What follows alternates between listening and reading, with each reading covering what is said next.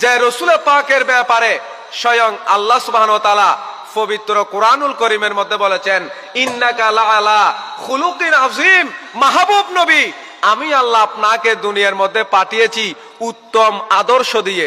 জোরে বলবেন না সুবহানাল্লাহ। ইন্নাকা লাআলা খুলুকিন আযীম। মাহবুব নবী, আপনি উত্তম চরিত্রের উপর অধিষ্ঠিত। জোরে বলবেন না সুবহানাল্লাহ। তাহলে আমাদের নবী তো ওই নবী যেই নবীর তারিফ স্বয়ং আল্লাহ নিজেই করেছেন। জোরে বলবেন না সুবহানাল্লাহ। তো যে নবীর তারিফ স্বয়ং আল্লাহ নিজে করে, তো সেই নবীর তারিফ আমরা করলে এটা কি কখনো বেদাত হবে? বেদাত হবে না। শুধু তাই নয়, যেইখানে আল্লাহর কথা বলা হয়েছে সেইখানে নবীর কথা বলা হয়েছে, যেইখানে আল্লাহর শানের কথা বলা হয়েছে সেইখানে নবীর শানের কথা বলা হয়েছে।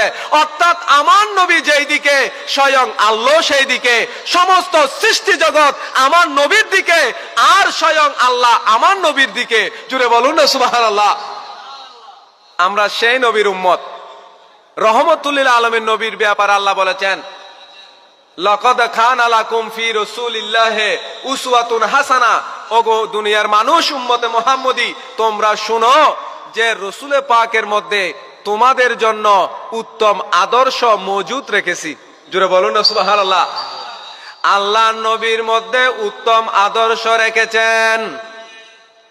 যদি প্রশ্ন করা হয়, ওগো আল্লাহ, মাহবুব নবীর আদর্শ কেমন, আমরা নবীকে কিভাবে ভালোবাসবো, কিভাবে অনুসরণ করব, তখন আল্লাহ বলবে, ওগো দুনিয়ার মানুষ ইমানদার, তোমরা পবিত্র কোরআন দেখো।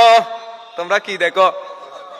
যে কোরআন আল্লাহ নাজিল করেছেন মানব জাতির হেদায়েতের জন্য। মানব জাতির, আনজালনাহু ইলাইকা লিতুখরিজান নাসা মিনাজ যুলুমাতি ইলান নূর। আল্লাহ বলছেন, মাহবুব নবী, আপনার প্রতি আমি আল্লাহ পবিত্র কোরআন নাযিল করেছি এই জন্য যাতে আপনি নবী কোরআনের মাধ্যমে মানব জাতিদেরকে অন্ধকার থেকে আলোর দিকে নিয়ে আসতে পারেন। সুবহানাল্লাহ।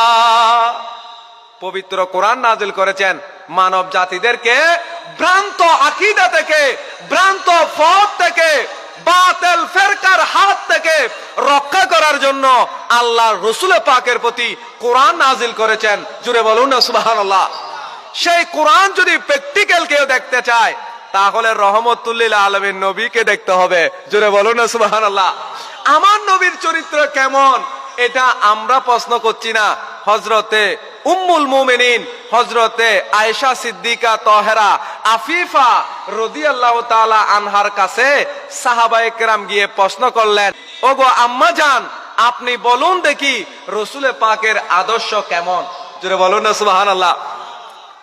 সাহাবায়ে কেরাম যখন জিজ্ঞেস করলেন, আম্মা জান আয়েশা সিদ্দিকা রাদিয়াল্লাহু তাআলা আনহা বলছে তোমরা যদি রাসূল পাকের আদর্শ কেমন দেখতে চাও, রাসূল পাকের আদর্শ হলো কানা খুলুকুহুল কোরআন। বলছে আল্লাহর কোরআনের মধ্যে আল্লাহ যে রকম বলেছেন রহমতুল লিল আলামিন নবীর আদর্শ সেই রকম। জুড়ে বলুন না সুবহানাল্লাহ। তাহলে কোরআনুল করিম হলো থিওরিক্যাল, আমার নবী হলো প্র্যাকটিক্যাল। যেই ব্যক্তি কোরআন বুঝতে চাইবে সেই ব্যক্তিকে অবশ্যই আগে রাসূল পাককে চিনতে হবে, রাসূল পাকের অনুসরণ করতে হবে। রাসূল পাকের প্রেম ভালোবাসা নিয়ে যেই ব্যক্তি কোরআন খুলবে সেই ব্যক্তি কোরআন বুঝতে পারে। জুড়ে বলুন না সুবহানাল্লাহ। রাসূল পাকের প্রেম ছাড়া কখনো কোরআন বুঝা যাবে না। এখন আমাদের দেশে অনেক বই পাওয়া যায়, বলছে কোরআন বুঝা সহজ। অনেক বইয়ের নাম কি? তাফহিমুল কোরআন। কোরআন বুঝা বেশি সহজ, এটা আওয়ামদেরকে বলা হচ্ছে, বই লিখে দেওয়া হচ্ছে যে কোরআন বুঝা সহজ। আপনারা বলুন যে কোরআন বুঝা যদি সহজ হয় তাহলে 22 বছর 18 বছর মাদ্রাসায় পড়াশোনা করার কি প্রয়োজন ছিল?